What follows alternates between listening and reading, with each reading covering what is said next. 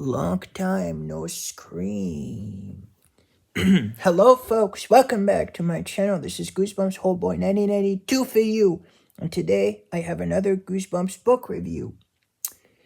And today I'm going to be reviewing number 13, Return to Horrorland.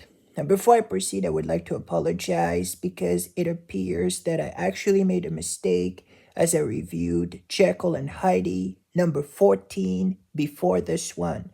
This one, which happens to be number 13. Somehow I confused the two in my mind since I haven't reviewed in such a long time. I kind of lost track, so I actually accidentally meant to review the 13th book, but I happened to review the 14th before this one. So I just would like to get my ducks in a row and to clarify things that this is number 13. And I apologize for this as I like to review them in the order they were published, but hopefully I will make it up to you by giving a good review, God willing. So before I move on to the book itself, the story, if you will, I would like to say a few words about the front covers. I usually do. So again, pretty great, awesome front cover. Tim Jacobus is such a talented illustrator.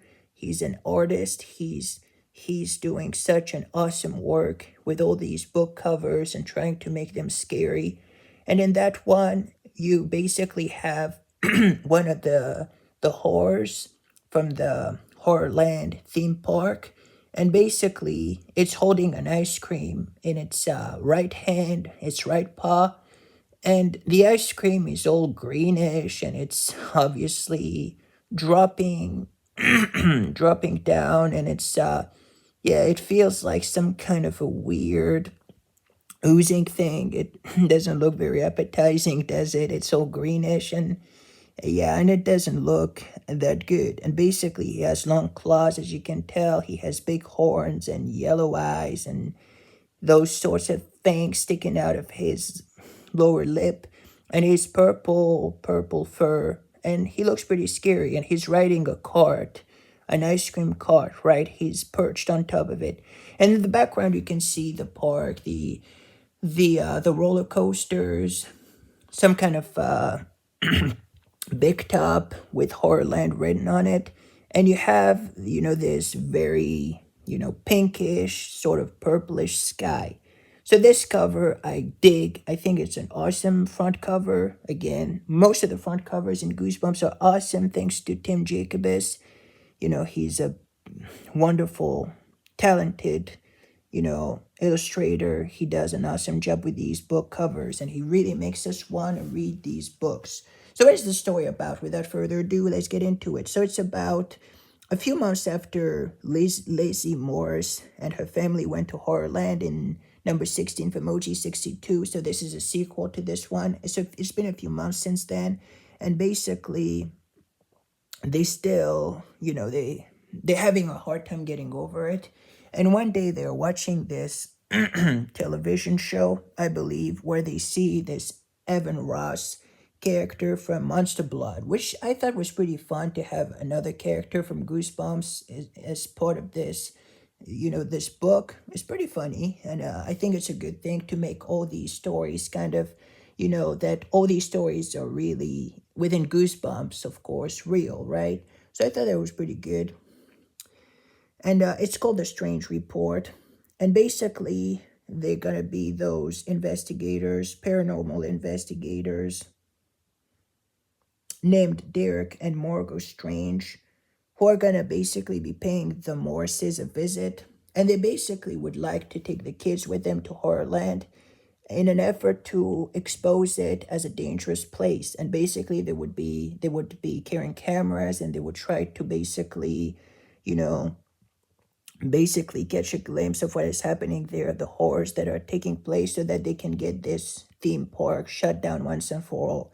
At first, they're pretty reluctant. Even the parents are, if I'm not mistaken. But eventually, they decide to just, go there and see for themselves and try to get this whole theme park of horrors shut down for good.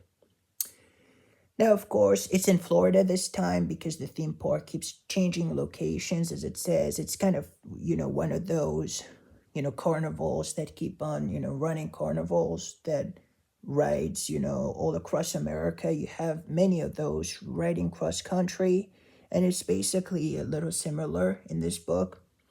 And basically, the characters are gonna decide to go there, and once they're there, they're gonna have, more horrors waiting for them, so to speak. Like, for example, there's a monster dentist office, with children screaming, and, you have these drills. It's pretty unsettling. Ooh, I didn't really, I felt all, you know, chilled to the bone when reading this part.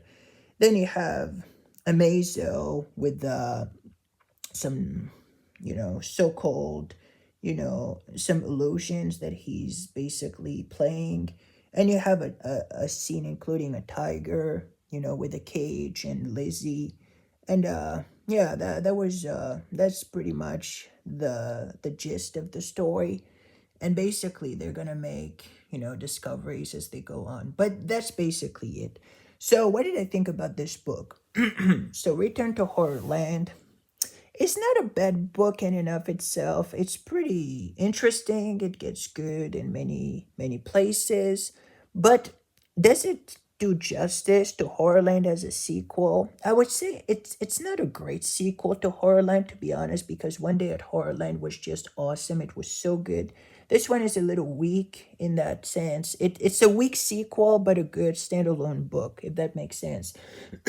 Right? It's a good, if you take this book, as a standalone one, it's not a bad one. It has some nice twists and turns. Like I said, the dentist scene was pretty, scary. There's the final leap.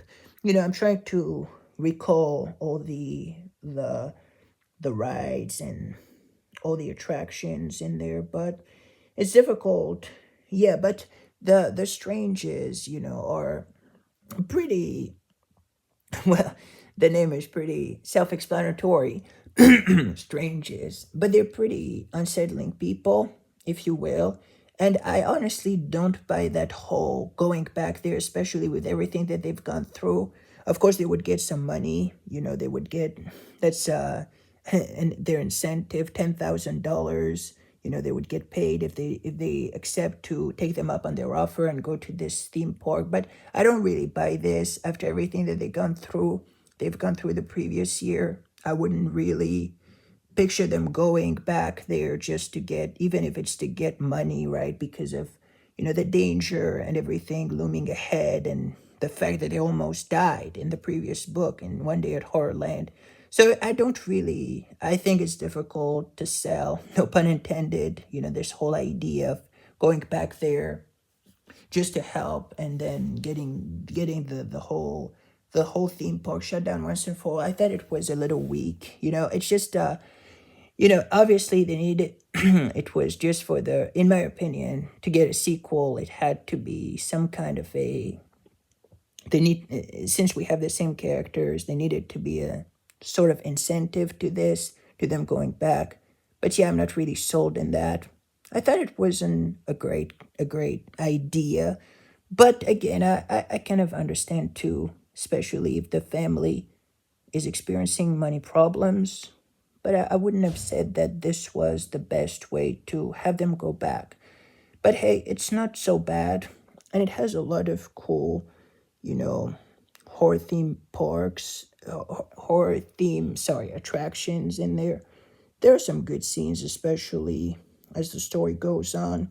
I don't recall all of them, but if I were to give this book a rating, there's the Egyptian pyramid, yes, and so on and so forth. There are a few good things in there. So if I were to give this book a rating, right, I would probably give it 7.5 out of 10. It's not a bad sequel. It's not a bad book, sorry. It's not a bad story. It's just a little weak sequel. But hey, 7.5 out of 10. It's got to do it, right? It's a good book. It's not a great sequel, but it's still an okay book. And it reads easily, and it's fun for what it is, right? It's cool to have them again in this theme park, even though, you know, the whole reason behind them going back, yes, is, well, money focused in that sense. But if sometimes families experience money problems, and the only way to, get money sometimes is to you know, do a job they don't really like. So it's understandable in that aspect, in that sense, right? So I would give it 7.5 out of 10 for this book. What about you folks? What did you think about it? Did you like it? Did you hate it? Let me know in the comment section down below. 7.5 out of 10 for me, 7.5 out of 10. And let me know about what you thought about this book. Thank you for watching and take care. This is Goosebumps Homeboy 92 for you, signing off.